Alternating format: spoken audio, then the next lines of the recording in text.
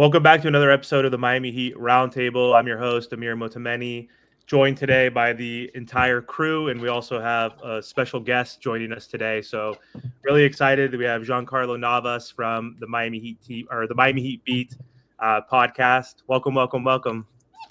I'm excited to be here, guys. Thank you for being so gracious of having me on your show, and I'm really excited. We got a lot to get into. Yeah, thanks again, man. Really appreciate your time.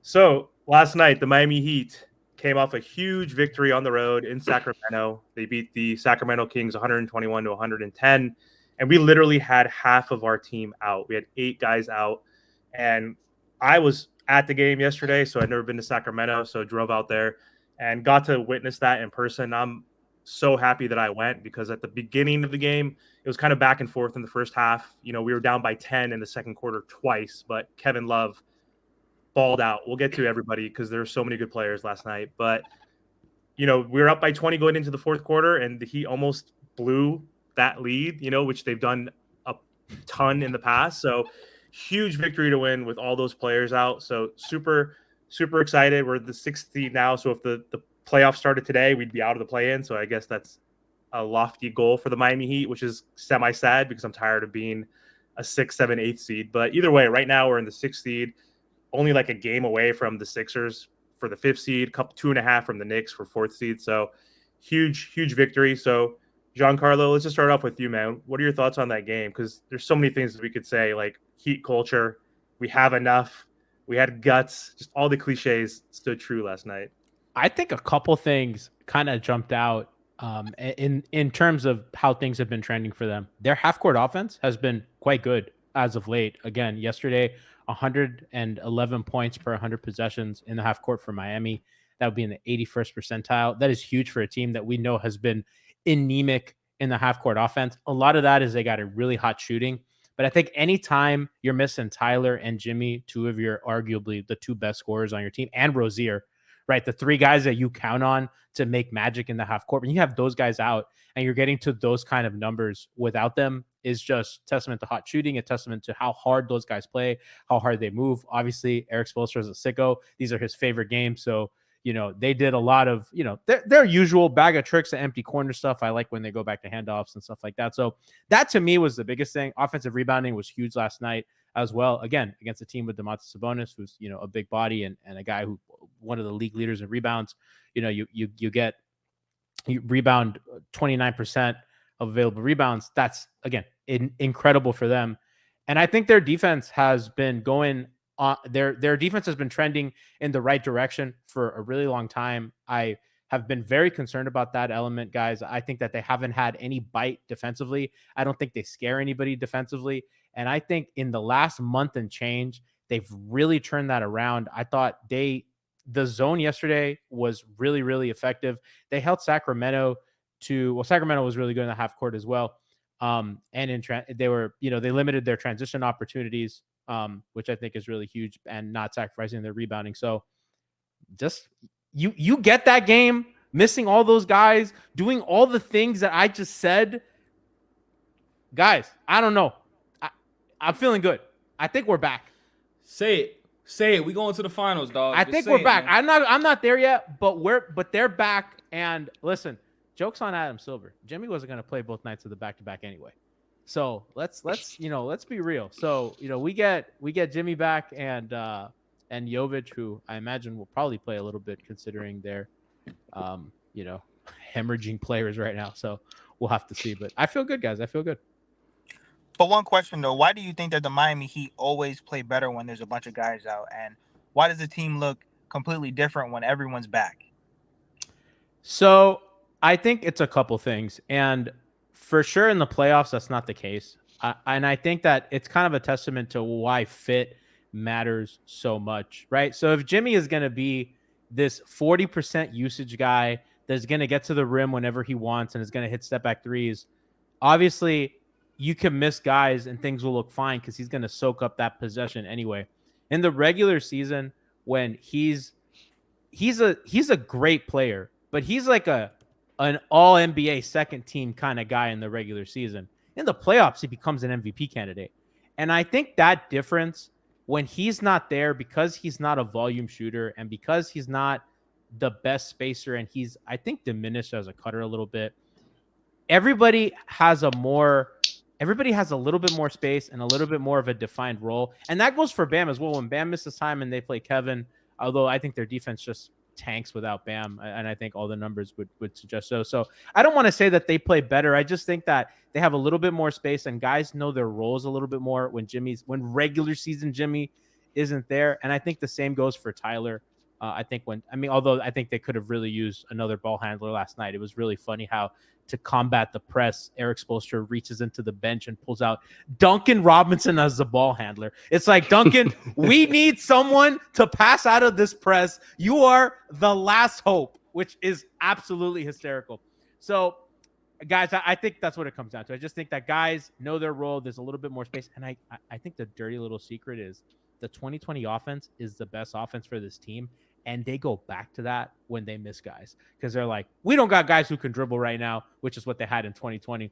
We're just going to run guy off a pin down, off a DHO. We're going to empty the corners. We're going to do all the nonsense that we don't typically run when we just do high pick and roll. So I think it's a little bit of both. You know, it's funny that you mentioned the 2020 offense and you mentioned the thing with the rotation, Giancarlo's. Sorry, man. Ernest with Miami Heat Talk.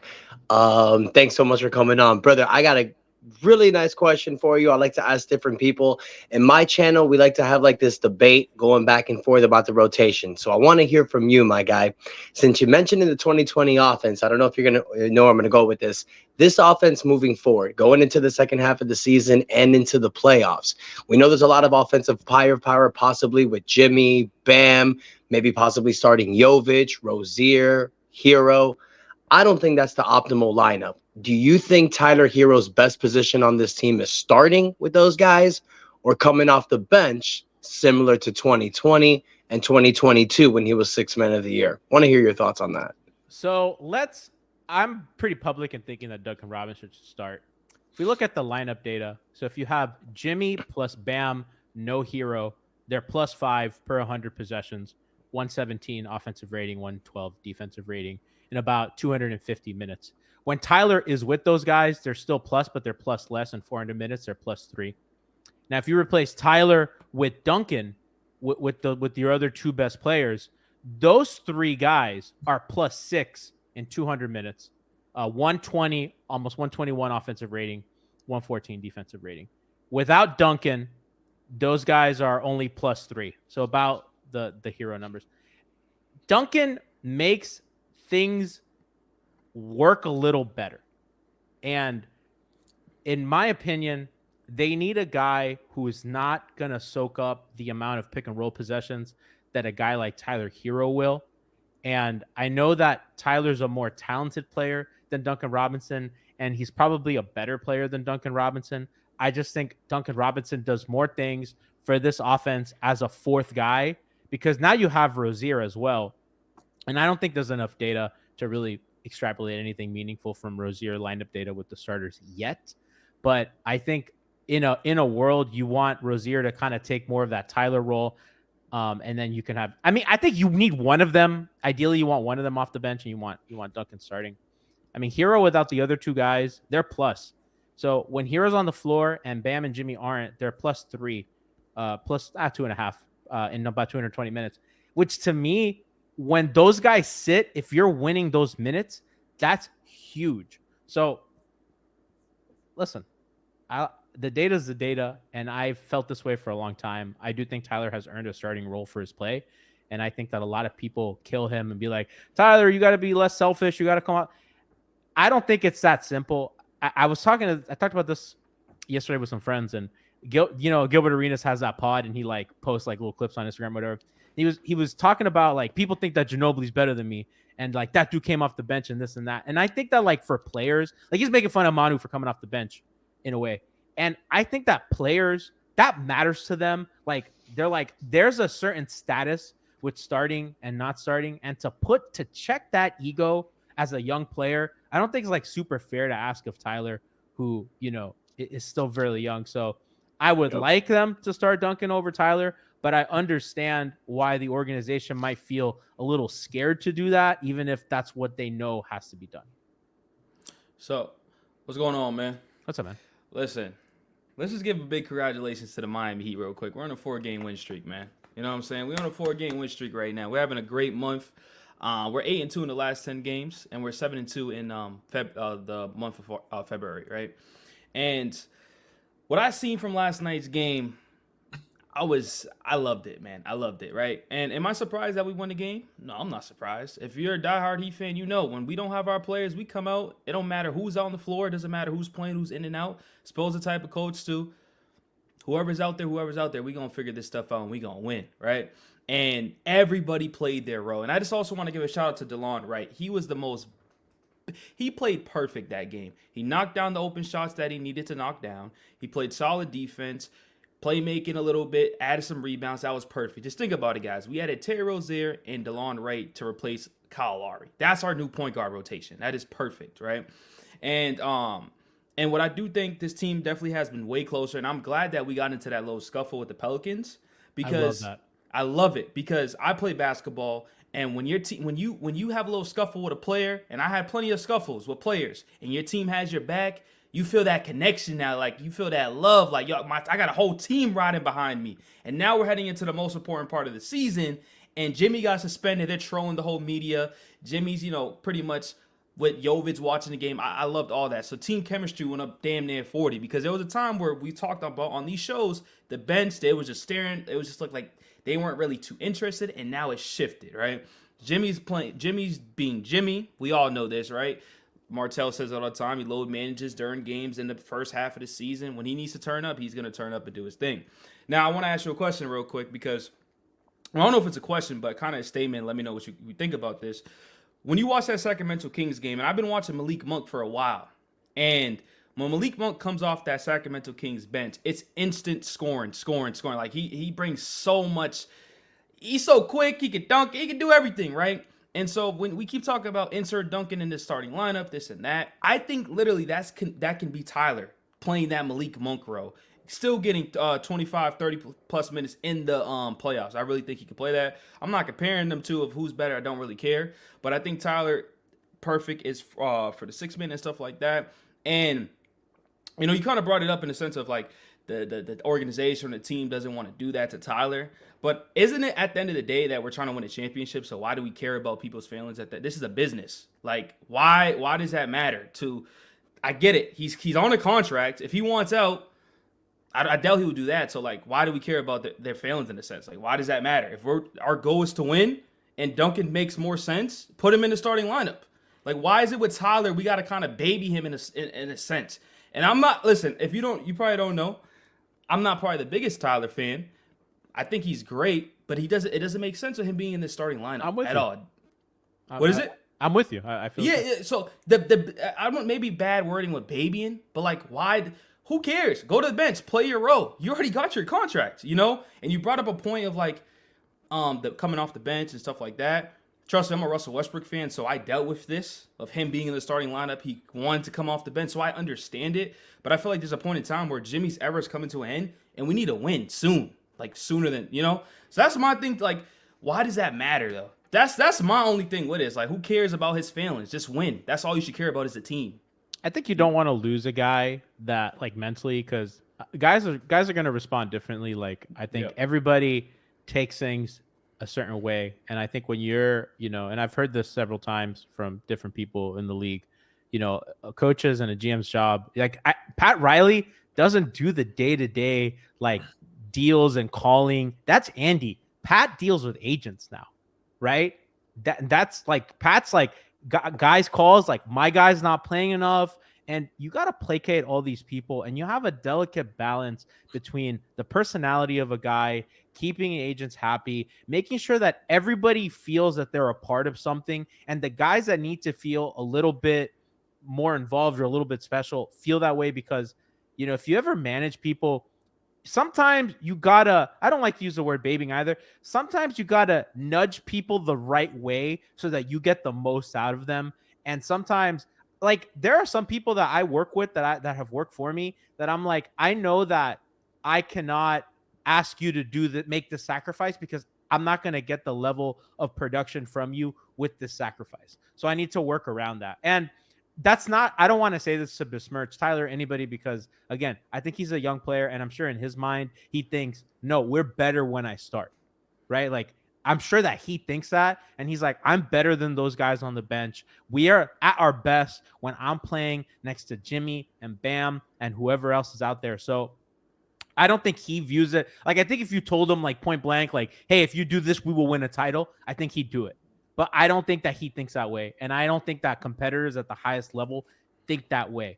And maybe Spo thinks that way, but now you have to sell that to somebody who doesn't believe that. And so I think it goes beyond like protecting a guy's feelings. I think it's like managing how people view their play, the league, all that stuff. I don't envy that job at all.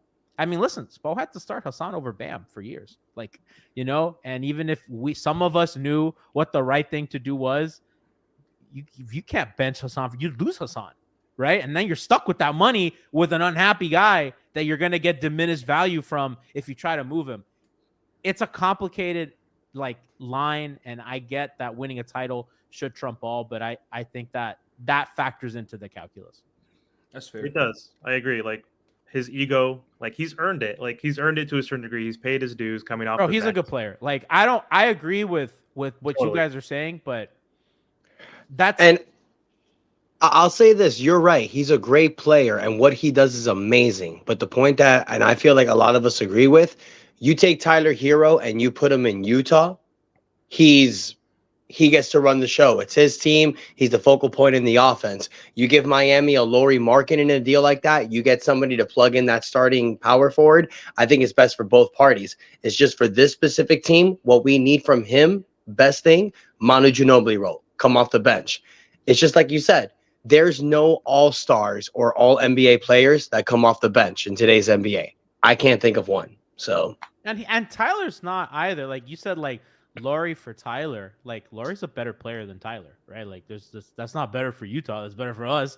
But like he's just a better player, and that's fine. Like Tyler doesn't have to be like. I think that people sometimes get caught up in like, okay, like all-star is this barometer for like, are you this caliber of player? When I don't know, guys, we kind of see how the all-star voting goes sometimes, and it's a little silly, and guys get snubbed or whatever. Like Goran Dragic, probably the only all-star game that Gogi made was because like 3 other guys got hurt. He was like the 3rd reserve.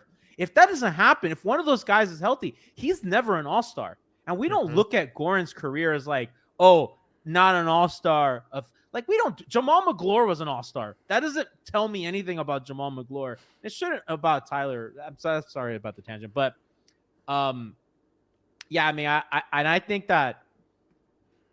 they could win with him starting, and I think that they can manage the minutes. And Spo has already started to do that before kind of everybody got hurt before the break. He was kind of adjusting the minute rotation and taking Tyler out a little earlier, in which Tyler said, it's like, hey, I'm not a super big fan of that, but whatever coach thinks, I will do. Right. So I appreciate the candor from Tyler. And so, I mean, I think the organization is trying to kind of stagger the minutes. And again, I point to that number, man, plus 2.5 when he's on the floor without Jimmy and Bam. That's winning basketball. You're winning without your 2 best players because Tyler is kind of buoying your offense as a ball handler, as a creator. And the Heat are shooting 40% from 3 in those minutes, which is crazy without your 2 best playmakers. Right. And presumably a lot of those minutes without Duncan Robinson as well. So I think he's a good player. He can help them win. And I think that it's just about finding the pockets of time and the way that they're going to manage the rotation. Yeah. So I will say something too, which actually is insane. We have one of the best defense so far, I believe, this month. Mm-hmm. And our shooting's not the greatest, and we're still winning. I believe we're like 27th in shooting this month. In the month of February, which is, it's just insane. Like you're damn near the worst, or damn near the worst. But the defense, that you could tell defense has improved. And I may remember other episodes we brought this up. That I'm like, I like me some high scoring offenses. And he was like, yeah, we need this defense. And honestly, defense is winning us our games and stuff like that. So I'm proud of this Miami Heat team for turning around, Absolutely. I mean, the turn on defense has been, so they, in the Boston game, Miami started to switch more again. And I have been in Miami. So this season they are playing more drop coverage as opposed to switch coverage, which has really been their MO since the Jay Crowder Iguodala trade. Prior to that, they had played a ton of drop. They had really not switched since the big three. And even then they were trapping more and they would just switch LeBron onto guys and sometimes Chris. But reality, that was like Spo's real first, like, okay, we're just doing 1 through 5, switch everything. And they did, and they figured it out with Iguodala, Crowder, all those guys. We know the story. This season, they started playing more drop. And I'm not a fan of the drop for a couple of reasons. I do think that their guys were getting hung up on screens. Tyler, Josh was really bad to start the year defensively. It was just not looking good. They were not really using Lowry as an on-ball guy, which I don't really think he was. I mean, he was really effective for them as a low man, but as an on-ball defender, he was just not that guy at the point of attack anymore at 37 years old. So Caleb was also in and out of the lineup. And then when Caleb came back, I think that he looked really like kind of slow and sluggish and didn't look there defensively. So their drop wasn't working. And against Boston, they go to play switch. The game that Boston scored a bajillion points. It was an absolute disaster. It was like nobody knew where to be. And they did it against New York, and it also looked really bad. Then they went back to playing more drop, and they've incorporating switching again, but it's really been, and I Cooper Moorhead and I talked about this. They've just played more drop since that point, since they did before, and they have figured some stuff out. And goes to show you the versatility of the coaching staff to be like, okay, this thing we did for 4 years, new plan. And they completely changed the scheme. They completely changed the way they help. And they, most importantly, they are trying to change the way that they control dribble penetration. If you look at their stats, their shot profile is almost the same. They are allowing the same at the rim and the same from mid-range and all that stuff that they did before with a totally different scheme. And I think Spoelstra kind of saw the writing on the wall with all the guys that have gone out, and he needed to kind of, okay, bam, you're going to have to do some different stuff to keep us afloat. So I think their drop took a little bit of time to figure stuff out. Guys get healthy. I think Jimmy was also, like, I got to be honest, pretty bad defensively up until about January. I think that Jimmy's help at the nail was like non-existent. Miami needs to be physical with their help. They like to send a lot of bodies. They like to swarm, and that help has to come early and strong because they don't have the size. I mean, their back end defense, when they were like really good in 22, that low man was Kyle Lowry rotating from the weak side. You know what I mean? Like, they're small, but it's effective because they have smart veterans with good hands who are physical, that are going to elbow you in the gut. They're going to do all that stuff to kind of make you be felt. And they weren't, Jimmy in particular wasn't doing that. And the rest of the guys, Josh is not a physical defender. Tyler's not, like, all these guys are just not physical. And now, you know, you have a lot of guys out the door, a lot of change, guys get older, all that stuff. I feel like it's been different. The one stat that stood out to me all year, and I've said this on all our pods and whoever I talk to, Miami for a time, I don't know if they still are, was the team that fouled the least in the league. And you might say that's really good. They played defense without fouling. To me, that said that you are not being physical, because Eric Spoelstra teams are always top 5 in fouls every single year. They always have a good defense because very Pat Riley way, they can't call all of them.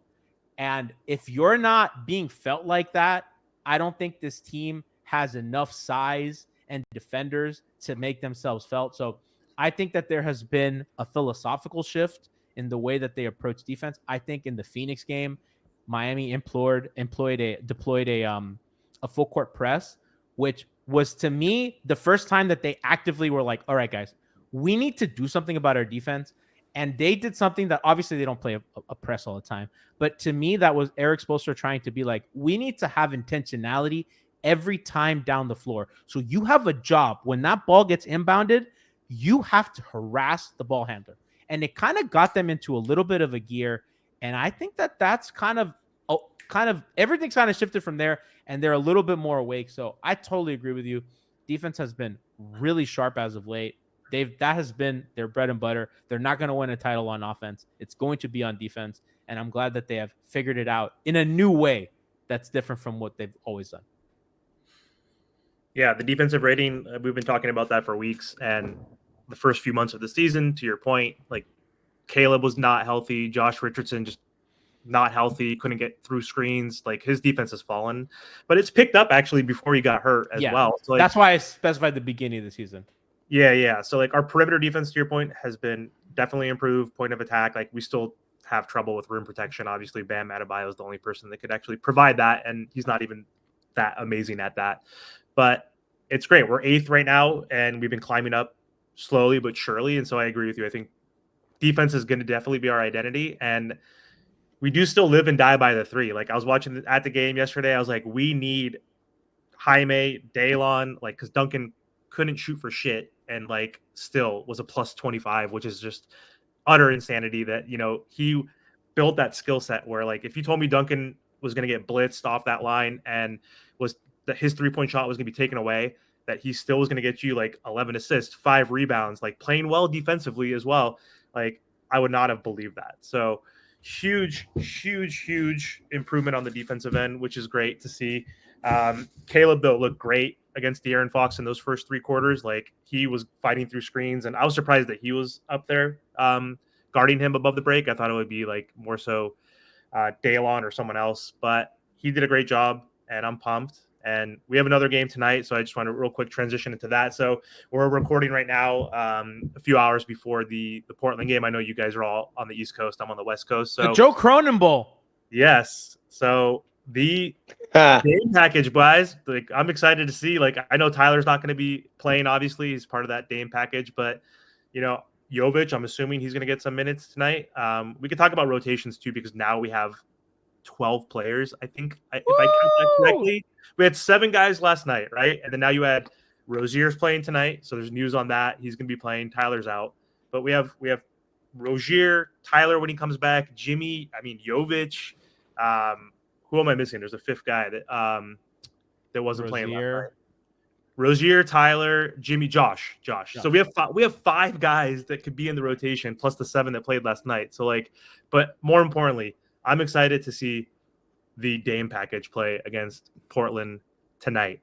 So let's transition. Thoughts on that? I mean, we have to win this game. Like if we don't, we need to win. Every game's important. Obviously, we have 25 games left playing for playoff positioning, but we have to win this game, man. Like this is Joe Cronin's Super Bowl. We need to stop their happiness at all costs. I need Jimmy to play this game like it's game 4 or 5 or whatever, the one where he's hunched over against the Lakers when he gave it all he had. I need that kind of performance tonight. I need Bam in game 6 of the Eastern Conference Finals against the Celtics in the bubble kind of performance. I need Jaime to channel everything he has and have a career night. I'm going to need Duncan to give 9-10 threes. I need a Duncan triple-double. I need all hands on deck. I need Cole Swider to make them regret that they didn't ask for Cole Swider.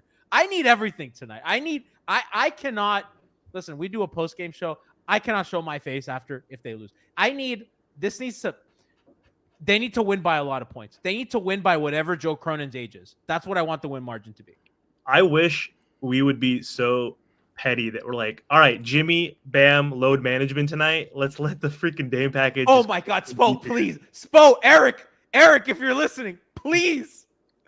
That would be hilarious if we're like, we don't even need these guys. Let's just let the guys that you didn't want DMP, dominate. Not worth it. You know what's crazy about this Heat team is like I feel like we can beat anybody, but this is also a game we can lose. Like this team can do that, and it's 100%. I hate Portland, hate GM, whatever. Let's just beat them by 100. Like this is so Miami Heat. You'll go out, you'll be one of the best teams in the West. You'll be confident riding high, and then you'll lose to a bottom 500 team. We just and you see it happen with the Heat. Sometimes they take these low-level teams for granted. You can't. We did that a lot last season. We've kind of learned from our mistake this year. So just keep your foot down the throat, walk away with the dub. I know we got this, especially doing it at their home court. And you know what the funny thing is? I don't think the players am I allowed to curse? Yeah.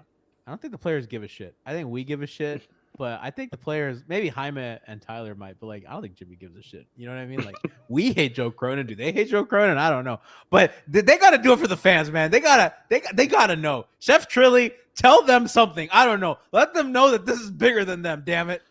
Nah, better not be trap game. That's all I'm saying. This better not be like the Memphis game because that was unreal. So I'm a huge Liverpool fan, the English football club. And like last season, they beat Manchester United 7-0 in one of the most spectacular beatdowns I've ever seen in my life. They lost the next week to a mid-table club. And that's sports sometimes. And I can't handle that with this Heat team. Not with this game. Not with this mid-table team. You know what I mean? I need a beatdown, a thorough beatdown. I need those Blazer fans in the $1 ticket section. I don't know if you saw that on Twitter. Yeah. Tickets for $1. I need those fans to regret spending that dollar. That's funny. I this is my last thing I'll say for the video. I'm kind of looking ahead, and I'm looking at these standings and stuff like that. I think who eventually play in the playoffs is going to be the Bucks, the Knicks, or the 76ers. I'm sure we're all confident against them. It's either we get 6 or 4 or 5. We play one of those. What's the team you trying to avoid in the playoffs, like for the first round matchup at least? Boston. Listen, Ernest, you're making that face. I'm not saying avoid. I'm talking about there's matchups that you can win, but you don't want to go out there and play them in the first round because then you see what happens to Phoenix Suns back in the day where they won the series, but then it got bounced out in the second round because it was so tired. And I believe that was a Pelicans team, I think. So that's what I'm saying. I'm looking at these playoffs. I think we can beat everybody, but like I think we blow the Bucks. I think the Bucks are outside of Boston. I think if you're Miami, you want Milwaukee to fall to 4. I just don't see that happening. I think you want the Bucks and the Celtics in the same bracket. And I think if you're Miami, you just want to just save Boston for the end because Philadelphia is in free fall. I believe they are 3-7 in their last 10. Yeah, and Embiid, I don't think there is a pulse on when he is coming back. New York is 4-6 in their last 10, and they are not healthy. There is radio silence on the Randall injury front, and I know Brunson and Hartenstein are missing tonight. I believe Mitchell Robinson's also missing time. I don't know. So they're all banged up. Miami's kind of coming to Indiana. You know, I mean, listen, the Heat are 1 game back from 5th, and they're 2.5 back from 4. So I think if you're the Heat, you obviously go for 4 and fuck it, we ball. You play Boston in round 2. If not, hey, get the top dogs out, right? Get if the top not, dogs 6. out. Listen, 6 is nice. You know, you play Cleveland. Mm-hmm. You know what I mean? That's not that bad. And then you play Milwaukee. I think you'd want to save them for the end. 4 or 6, if I'm saying so. I think ultimately the first round series is probably going to be either Miami, New York, or Miami, Indiana. I totally see Philadelphia falling into the plan. I just don't know how they survive. They just don't have enough without Embiid, and they are just an absolute free fall. So I think those are going to be the 2 teams. I don't see Orlando. I don't think Orlando got that in them to kind of climb up to be one of the 4 or the 5 seed. But I think it's that group of teams that's going to be that. And if I'm Miami, I'm not really trying to avoid any of those teams in the first round. People are afraid of New York. I have people on my podcast who are like, that Knicks team is scary. And I was like, I'm one of them. I'm not gonna lie. I'm one of them. I'm not scared. Yeah, but also 2 words: Julius Randle. Like, bro, I just you're not gonna win if he's your second best player. Playoff Julius. They don't have enough. They don't got enough scoring, and I know that like Brunson's nice and all, but they don't got another guy to contribute on offense enough that makes me feel like they can do it. Miami consistently though. Sorry to cut you off because didn't Bogdan have like a game a couple days ago? 7 for 7 like, from 3. Is that like the guy that you want to like be the hub of your offense when a guy like when Brunson's not on the floor? Like, no, I think I don't even think Julius Randle's their second best player. I think it's OG. OG's hurt. Yeah, but he's not an offensive player. He's like, not, so. but he is, but he's not like that level of offensive. Yeah, no, he impacts the game several different ways though, right? I'm a big Anunoby fan. To me, that was like I don't fear nobody, but I've been saying this for a while, and I wrap it up here. The Knicks are not healthy. They're missing their pretty much their whole rotation roster, and when they're healthy, I think they're a team to be messing with. And we're talking about like scratchy defense and that's what the Knicks be doing too. Tom Thibodeau, you ain't playing if you can't play defense. So, except for the one guy who did. Yeah. All right, guys. I think we should end it there. We're at like 34 minutes, so Miami Heat going to play in a few hours. Again, we got to destroy Cronin, destroy the Portland Trailblazers, get on that 5-game winning streak, move on up. We control our own destiny at this point. It sucks that we don't have a tiebreaker over like the Bucks or the Knicks, but we have like one of the easiest schedules. I don't even know what the number is. Top, like bottom 3, whatever, like the easiest schedule for the remainder of the season. So we have a lot of easy games that we should win. So hopefully we do move up in standings and get anywhere between the 4 and 6. Like, just we have to avoid the play-in at all costs at this point. So thanks for hopping on, Giancarlo Navas. That was awesome for having you. Thank you again. So you guys appreciate you, brother. Yeah, you want to let everybody know where they can find you? Listen, you can find me and many people smarter than me over at MIA Heatbeat on Twitter, and we stream every show after every game and our pods on off days on twitch.tv/Miami Heatbeat. You can also find us on YouTube where we upload all the VODs and check out all of our nonsense, our offerings. Listen, I love our team. They're wonderful, and they're some of the smartest people I've ever met. So if you like what I have, it said today, imagine the people that are even better than me. So check out what we do over there. And if you're listening, I'll see you tonight. Awesome. And don't forget Joe Cronin slander on deck. No. Cronin Bowl. Let's go. All right. Have a good one, guys. Bye.